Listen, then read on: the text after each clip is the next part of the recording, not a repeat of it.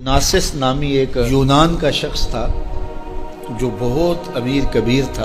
वो नंबर लगते हैं ना, 8वें नंबर पे और 7वें नंबर पे, छठे नंबर पे दुनिया का अमीर तरीन शख्स कौन है, तो किसी ज़माने में वो इन नंबरों में था। तो उसकी आंखों के ये पपोटे काम करना छोड़ गए। डॉक्टर स्लोशन टेप लगा के उसकी आंख खोल देता था, स्लोशन टेप लगा के बंद कर देता था और वो सो जाता था। फिर वो खोलता और जो है वो उसको देखना मिलता। तो ये ऑटोमेटिक सिस्टम ख़राब हो गया। तो किसी ने नासिस से एक दिन पूछा कि तेरी ज़िंदगी की सबसे बड़ी ख्वाहिश क्या है? ये जहाज़ों के बेड़े तेरे हैं, ये इतने बड़े कारोबार हैं, ताहद्दे नज़र फैले हुए बंगले, इतना कुछ, तो कोई ख्वाहिश रह गई है? उसने कहा हाँ, एक मेरी ख्वाहिश रह गई है। तो सुनने वाले ने कहा कि क्या? कहा काश कि अपनी आंखें अपनी मर्जी से खोल सकूं, ये मेरी ख्वाहिश है। तो उसने कहा कि अगर इसके लिए तुझे कोई पैसे लगाने पड़े तो कितने को पैसे लगाएगा? कहा सारी दौलत लगा दूंगा, काश कि अपनी आंखें तो अपनी मर्जी से खोल सकूं। तो मेरे इन दोस्तों में से कईयों को आज ये एहसास हुआ होगा कि ये भी कोई नेमत है। और जो 24 घंटे हमारे साथ है, तो इतनी नेमतें हैं हमारे ऊपर अल्लाह की, और उसको हम अपने हिसाब से छोटा या बड़ा कह लेते हैं, लेकिन वो इतनी बड़ी हैं कि अगर वो छिन जाएं तो फिर पता चलता है कि जो है वो कितनी बड़ी नेमत से हम महरूम हो गए। मेरे एक मिलने वाले हैं, उनके मुंह में लुआब की मिकदार कम है, जिसको हमने कभी सोचा भी नहीं कि ये भी कोई नेमत है।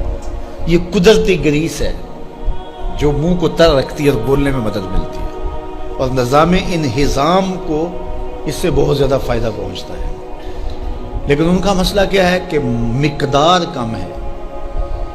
तो अब वो 5-7 मिनट नहीं बोल सकते, बोलेंगे तो जो है वो सारा मुंह खुश्क हो जाएगा। मियाँ मसला क्या है? लुआब कम आता है, लुआब की मिकदार थोड़ी। तो कभी इसको भी किसी ने नेमत समझा, लेकिन ये कितनी बड़ी नेमत है। वो किसी इलाके में उन्होंने ये किया कि ये मेंढक नहीं होते, मेंढक, ये उन्होंने वहाँ से ख़त्म करवा दी, दवाई ऐसी डाली कि ये आवाज़ निकालते हैं या इस तरह का वो मसला हुआ। तो अब क्या हुआ कि चावल की फसल पर ऐसी सुंडियाँ आ गईं कि जिसका कोई इलाज ही नहीं था। तो ये पानी के अंदर जो मेंढकें होती हैं, ये उन हशरात को खाती हैं जो फसल के लिए नुकसानदेह होती हैं। तो अब वो मेंढकें ढूंढते फिरते हैं। अब हमें नहीं पता कि कौन सी चीज़ कितनी बड़ी नेमत। ये केचवा होता है, केचवा कभी आपने देखा, जिसको वो हम अपनी पंजाबी में गंडोया कहते हैं। कभी आपने सोचा कि इसका सिलसिला क्या है? ये मट्टी खाता है, एक तरफ से दूसरी तरफ से निकाल देता है।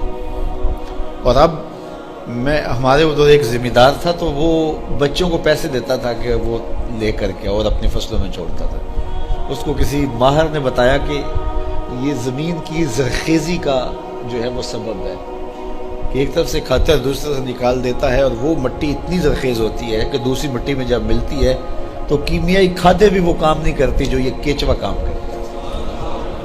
हमें पता ही नहीं है कि हमारे अतराफ़ में अल्लाह ने कितनी नेमतें हमारे लिए फैलाई हुई हैं। तो इसलिए उसका एक निज़ाम है। ये दुनिया कुछ नहीं है, अल्लाह के कब्ज़े में सब कुछ। तो सबसे बड़ी बात यह है कि अल्लाह आपको खैर की राह अता कर दे।